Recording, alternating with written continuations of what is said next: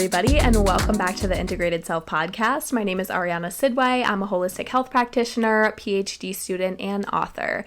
And today, if you guys are listening on Spotify, you obviously can't see me, but this the video portion of this podcast is actually on YouTube, and I'm sitting on the floor right now. I have like a cute little like reading nook here. You can see next to me I have like my books, I have a bunch of other books, I have my cards and my oracle cards and stuff like that, my crystals, all this stuff. And the thing is with this setup is like, I don't know why, but I'm super comfy and I just like to sit on the floor sometimes. But if you guys are watching me, you can see that my dog is in my chair, the chair that I normally sit in.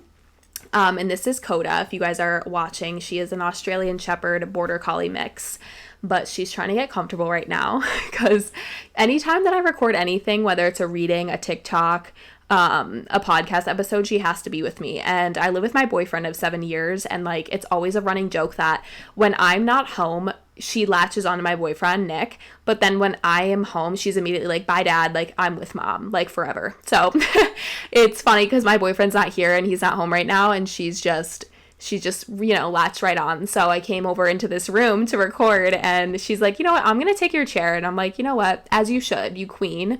So yes, that is her. But we are back with another episode today. Oh, Coda's leaving. She's like, you know what, mom, I think I just want to lay on the floor with you. Super excited to be back for another episode. And you guys, I don't know if it's because of like the fact that I'm a Gemini, but I'm always like in my head, like thinking about stuff. I have like a running list of topics that I want to talk about on this podcast, and I just don't know what you guys like really want to see from me. So I'm just excited, and let me know. I feel like I'll talk at the end of this podcast episode more about like certain topics that I've thought about making episodes on, but I always think about like, what would I coach on, what's my message, what do I want to talk about, and shine some light on certain things. But then obviously the weeks go by and there's plenty of things to talk about that are going on in the world. I just don't know if anyone wants to talk about it and take it from that standpoint, like spiritually, healing wise. Like that's what this podcast really is. It's all about spirituality, healing, habits, health, energy. I do want to talk about trends. I do want to talk about what people are saying and how I think it's going to affect people that are watching the content. I just feel like what I'm seeing right now is so much information. Do this, do that, say this, do that, do this meditation, visualize yourself doing that. And all of that stuff is so important, but the reason why we do the visualization, the reason why we do the meditations and the sitting with ourselves and whatever, is to ultimately learn wisdom, like take away something new from that experience and apply it into who we are being, apply it to the embodiment of that energy, to embody that belief, to embody that energy, to sit there and introduce new feelings, new frequencies to your nervous system. Like, I really believe that a lot of people are on the outskirts watching and trying to just grab the quick little things, the quickest manifestation hack, the little ritual you can do to get money tomorrow. And these things are fine to do, no matter what stage you are, but it's like, I think that it's making people believe that that's what spirituality and healing is like doing the things instead of being with yourself. Like, I feel like it's giving the energy of like, the same people that are trying to get the newest manifestation hack or the newest quick thing to do, ritual, whatever, are the same people that are like, how do I manifest my ex? How do I just fix this immediately overnight? And it's like, when you really get into the work, you understand that it's a constant relationship. It's a maintenance. It does require you to sit with yourself. It's giving the energy as well as like those same people like aren't able to be alone with themselves. They hate being alone. I'm now working on creating content that is clear and that helps people that are actually on this journey that want to feel better, that want to feel more connected, understand the guidance they're receiving and actually follow that, so that they can lead themselves. But ultimately, this is, I think, what the time that we're in as far as a society is like, people are starting to understand and learn that we've been taught and programmed to value money as God, to value superficial quick fixes and all of these superficial things. And I think that we're actually transitioning and will be continuing to transition into more of a like not focused on consumerism and money and all of these things, and more so focused on, am I fulfilled? Do I like me? Am I happy? And that's what I'm really passionate about. What I really believe is missing is embodiment. I think it's becoming easier to tell online the types of people that know all the things but aren't being like that in their lives. And this is a journey for everybody, right? Like, you could learn something and acquire new knowledge today. It doesn't mean you're going to embody that and integrate it into who you're being today. It takes time and real life practice to do that. So that's why I give everyone grace. And I understand that even just by posting a video and with the intention of wanting to help or share your knowledge is beautiful in and of itself. So I really don't like talking about other people and what they're doing or anything like that, because ultimately there's plenty of space for everyone. I find the best success with my clients when they not only know what to do and know what we're doing, but know why we're doing it, what we're going to get out of it, and what it's actually doing energetically, and like how we're going to use that information to then further apply to our daily lives and how we show up and how we view certain people or view ourselves.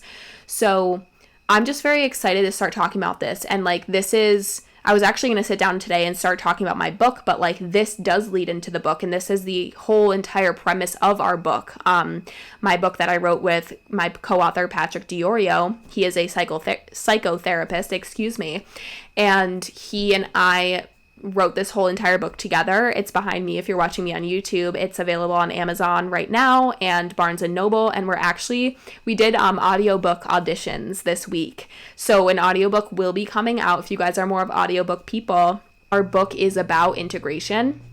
It's about the embodiment of the lessons that you learn and the evolution that takes place in your life.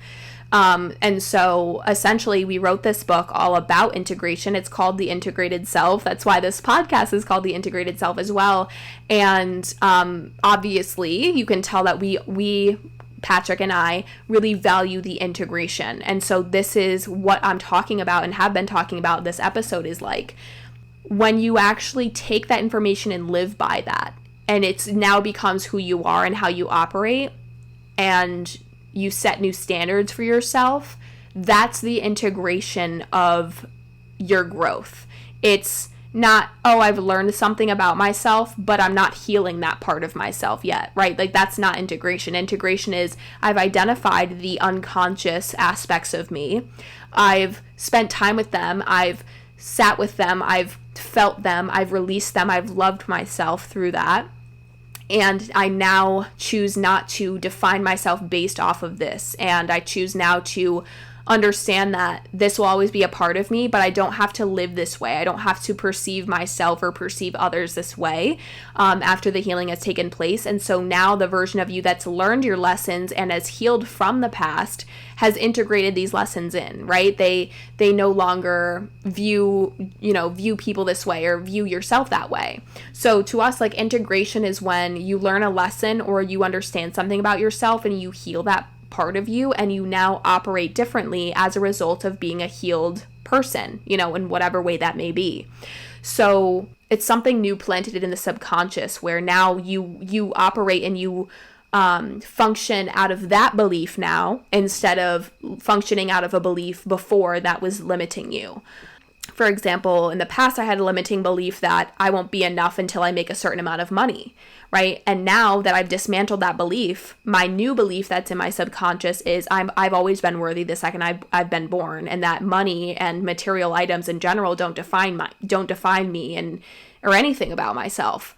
And so that's, since I've worked on that perspective for so long, and I've chosen to use and switch the perspective so many times in my actual life, when I would think that old limiting belief of like, oh, no one's gonna think I'm successful until this, or like, no one's gonna value my work until this, right? None of that's true. It was limiting me. It wasn't beneficial for me to operate out of that belief. And now that I've switched that belief out with, I've always been worthy of this life, and I've always been my worth isn't defined by money. My worth isn't defined by material item. That's a new belief that I now operate out of, and that's how I now view myself. And I've worked on it for so many times that now, like, that's just how I feel about myself. That's how I feel, right? I don't think the old thought anymore from the old belief.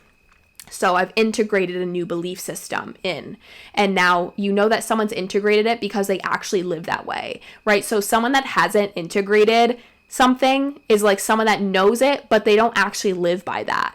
It's basically knowing something but not living by it, or believing in something but not embodying that belief and actually being that way. Essentially, when something's integrated, it's embodied, it's how you operate. You literally live by that. You're a living, breathing example of whatever that belief is, of whatever that knowledge is, right? It's like having a spiritual guru on stage saying that, you know, saying all this stuff, but then behind closed doors, they treat their employees like crap. They're really insecure. And it's like, okay, well, you know all these things and you're helping people with your knowledge, but like you don't actually live that way yourself. But what I feel like is that what I'm kind of like intuitively feeling like there's going to be a new wave of people that are spiritual, and that could mean whatever, right, to them, but they actually live that way. They actually show that part of themselves, and they actually embody those beliefs and what they believe to be true, and they live that way, and they treat people a certain way that matches what they're saying. It's walking the walk. It's talking the talk, but walking the walk too. So essentially what I really wanted to talk about today is the fact that, like, it's one thing to know all the things. You could read all the books. You could have a million spiritual books. You could follow all these people. You could go to all these conferences and these panels and these speaking events and these meditation retreats. And those are all amazing, right? If you look at everything as neutral, everything's available to you. It's more so asking yourself, what do I feel like would help me become the person that I've always wanted to feel like, think like, and act like?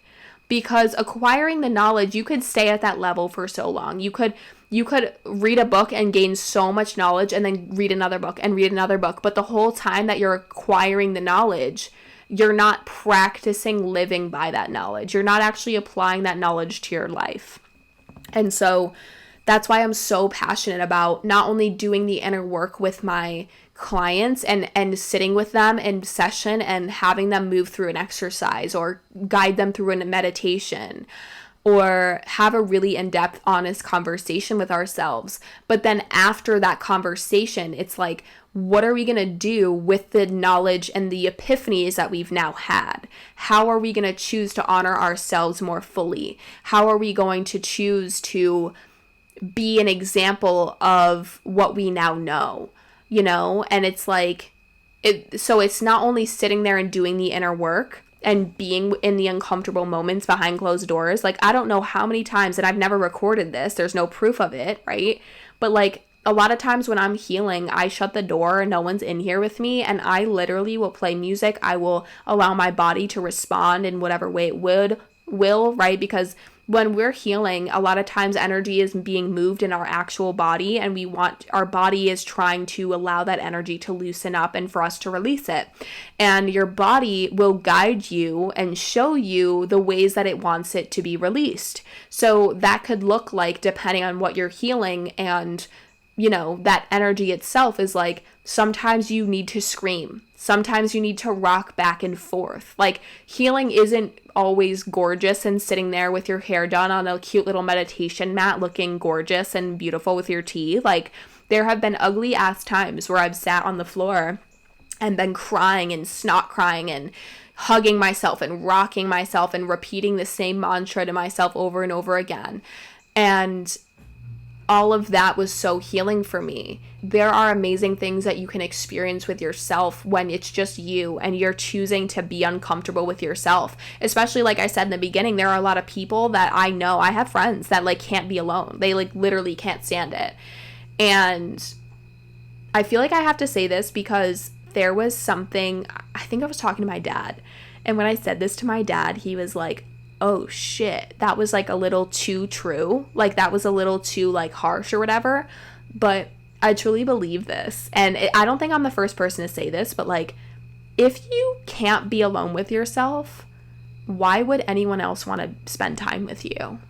Like, you're admitting that you don't want to be with yourself. So why would I want to be with you if you don't want to even be with yourself and you can't even stand that? Like, do you know what I mean?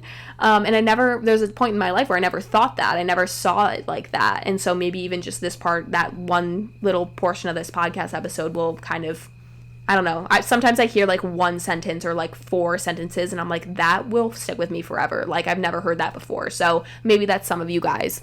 But yeah, I truly believe that being alone with yourself, there are healing moments where you can sit down, you can heal, you sit with yourself and it's uncomfortable and you ask yourself hard questions and like all of that's so important. But like the reason why your relationship with yourself is the most important relationship, because like you're always going to be with you for your whole entire life, right? Like other people come and go.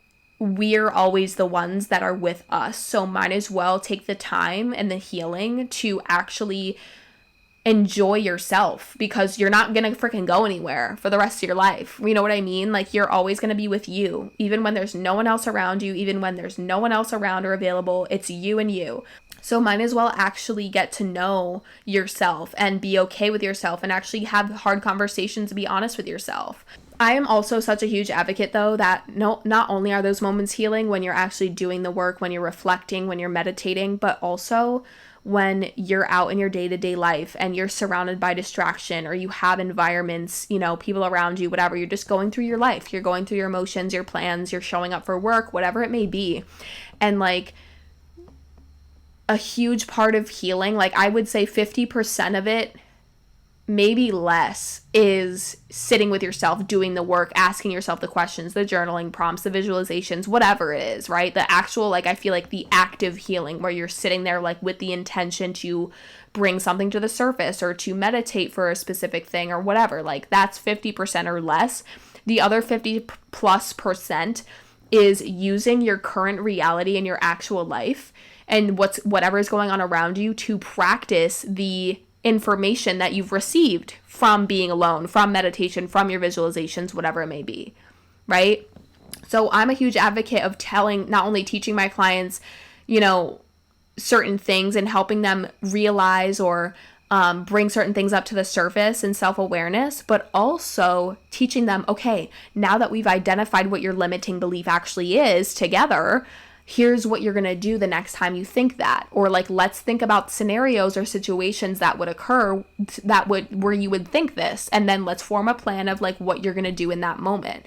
Because I've shifted so much and I've healed so much and I've grown so much in actual real day-to-day life experiences and challenging myself to grow in situations that would allow me to anchor into the old self or allow myself to be triggered, when in reality, you hold the power when you choose to use that situation for your own growth, for love for yourself, for practicing more patience, right?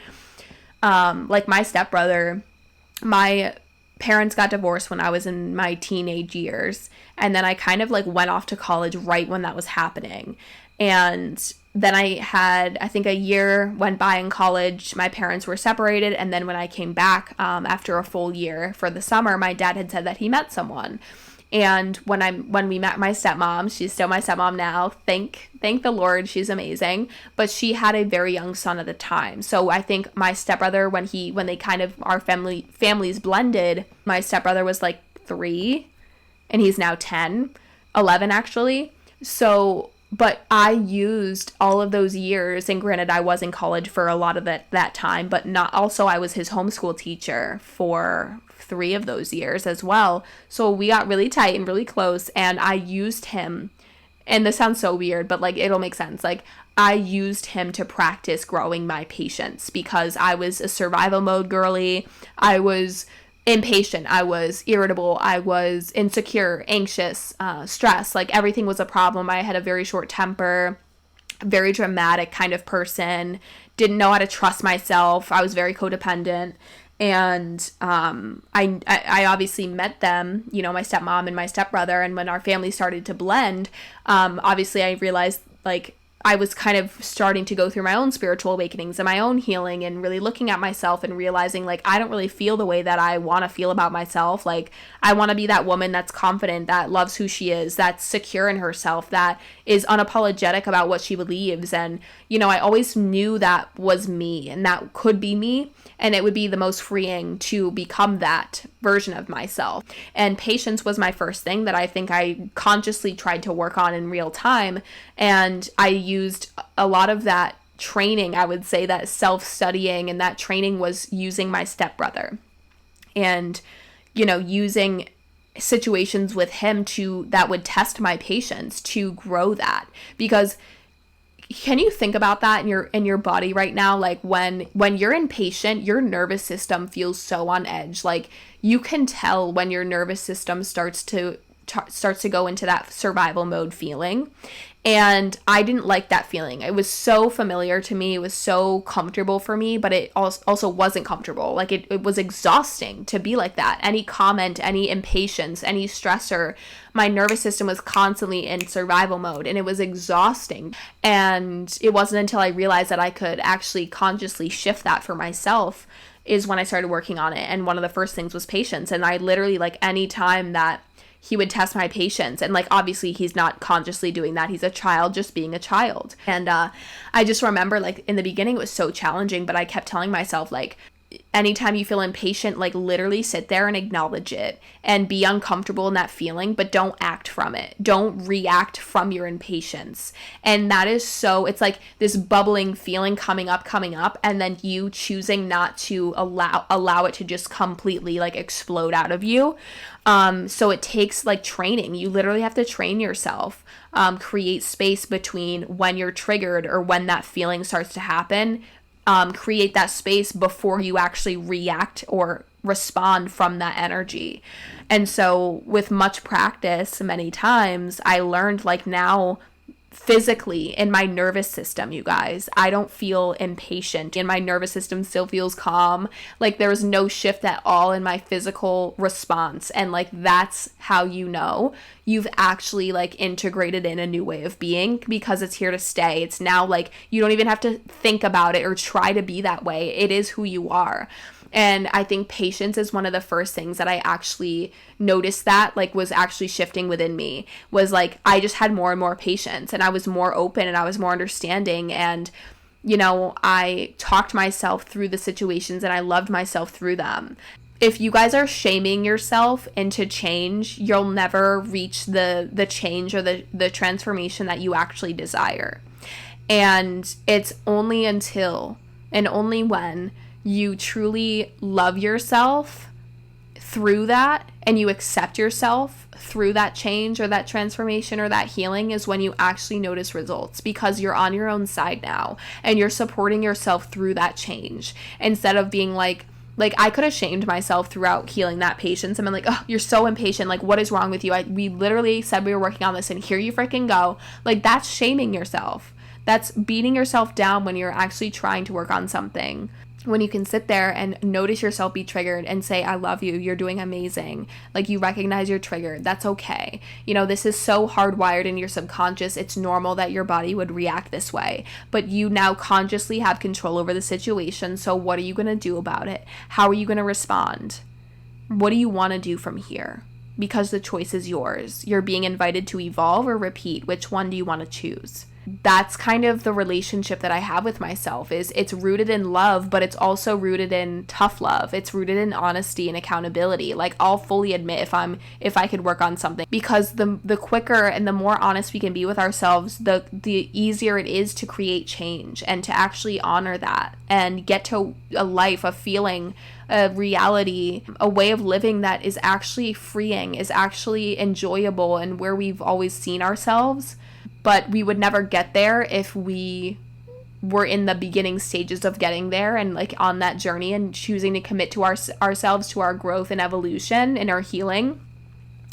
If we from the get-go were, like, shaming and beating ourselves down any time that growth presents itself. And I think I also have always gone into this with not expecting overnight success or overnight change, and just loving myself through every moment and choosing to hold space for myself and my feelings and my trauma and my pain, and understand that a younger version of me went through all those experiences. And so it is now my honor as an older version of me to heal from those experiences. I didn't go through those experiences as a 26-year-old. I went through most of them as a child. So now as a 26-year-old, like, my inner child went through all of that. The younger version of me went through so much darkness so that the older version of me, I guess you could say, could now stand in the light. I know there are so many people out there that want to heal for these reasons and can relate to the way that I feel. It's not about the affirmations. It's not about, like, I think that all of these things are tools. All of these things work. But when you put all of your eggs in one basket, you can kind of forget that you can create change with choice. You can create change with showing the universe that you are ready for change by actually following through with the promises you're making to yourself, right? There's so much more to this. If you actually desire that transformation, you actually want to feel completely differently about yourself.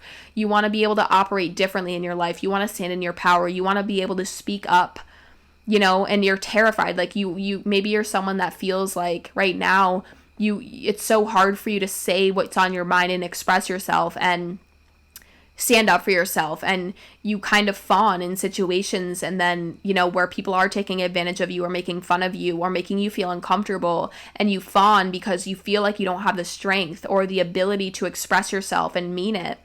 And these are all things that can be worked on, because I know that if you're that person, you definitely see yourself and you visualize or daydreamed about a version of you that would say the thing and would be confident and strong to say what they want and not care about what other people think about that, because you're honoring the fact that you're uncomfortable and you're speaking that, and that's ultimately honoring yourself.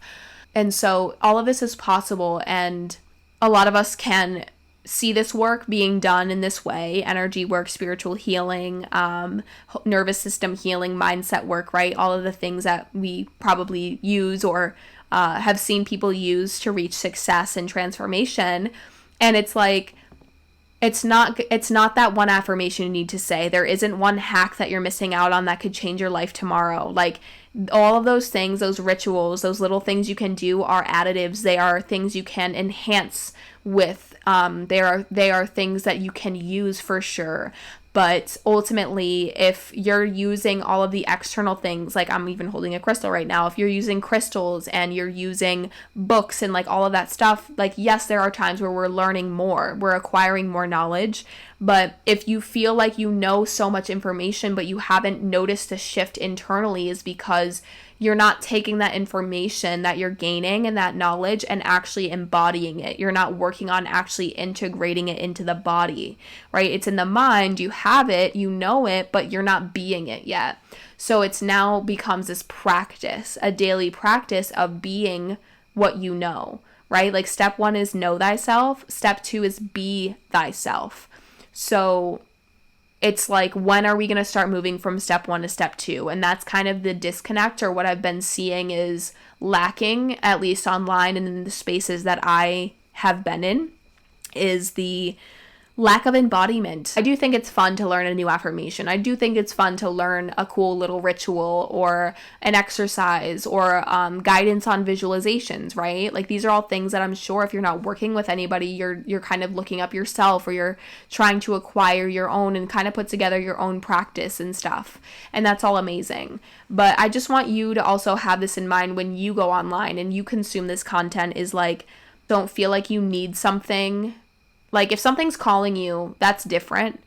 Like, if plant medicine is calling you, then it's calling you, right? But don't feel like you need to do plant medicine and you're missing out on information because you didn't do plant medicine. Like, please do not have this perspective that you have to have your toes in every kind of practice. You have to journal, you have to meditate, you have to, all of these things. And it's more so, again, like, asking ourselves, what is the purpose of doing all this stuff? To understand and feel into our own inner guidance, our own voice inside, and then use that guidance to apply it to our lives. So it's not about copycatting what people do. It's not about saying, what do they do and it's working for them, so it's going to work for me. It's more so asking yourself, and this is again another thing you could do to test your intuition or to learn how to follow your own guidance, is like ask yourself, what's calling me right now? What do I feel like would help me right now? What do I feel like is calling me? To me, spirituality is a free practice, meaning that it can be designed, it can look however you want it to look. You don't have to look the part. You know, it's not about proving how much you know. It's not about learning all the things. You have to learn astrology. You have to learn this and that. If something's limiting you, it's time to kind of reevaluate the emphasis and the attachment you have to those things, right? Like, is astrology interesting to know and could it help you understand yourself? Yes. But it doesn't mean to say, oh, I'm a Virgo, so I can't do this because I'm a Virgo. Like, that's when you start to apply it and use it for limiting things. So look at all these modalities and all these tools, as they offer information. They offer a little world to explore and to learn about yourself and to learn about the world or spirituality in general or the universe. And it's more so about following what's genuinely piquing your interest, what's in your curiosity, what's calling you, and that'll change over time as well. It's more so about, how do I want to feel, think, and act every day? What does the vision of my life look like? And how can I start to become the version of myself that is being that way? Because when you become the version of you that is being that way, you will attract the things that would match that frequency as well. So it's not that we manifest what we say we want. We manifest who we are being. The energetics blueprint that we're sending out to the universe, our frequency. So it's actually more about you. It's more about who you're being, not what you want and what you desire. Because once you become who you want to be is when you will attract what you desire. Okay, so I'm a huge advocate on, obviously, spirituality, healing, transmutation, alchemy, nervous system, mindset, all of that stuff's like totally my thing. So if you guys have any questions or want to like put a topic that you would like to talk about or been wondering and wanting to talk about or hear people talk about, please put it below. Let me know if you like this episode, if you related to it, if you feel the same way, if there's anything you want me to touch on in next episodes. I'm definitely going to start talking about the spiritual laws again because I did not get through all of them. I think I got through like 2 or 3 of them before I took my little break from the podcast. I think I did the law of vibration, the law of oneness. There's many more I could talk about. Anything you guys want. And obviously this is like where I feel my most free and my most authentic. Like, I just feel like I'm just meant to chat. Like, I'm a talker. I could yap all day. So this is perfect for me, this podcast, and I hope that it grows. So, yeah, I will be back next week, maybe with a topic that you guys request or maybe one of my own. I have a running list, like I said. More episodes will be coming of the book as well. I'm also posting readings on this YouTube channel, and I'm very, very excited. So thank you guys for joining me for another episode. You can see all my services and resources below if you're interested in maybe working with me, what's coming in the future, my book, readings, all the things. And I hope you guys have a great week, and I will see you next week.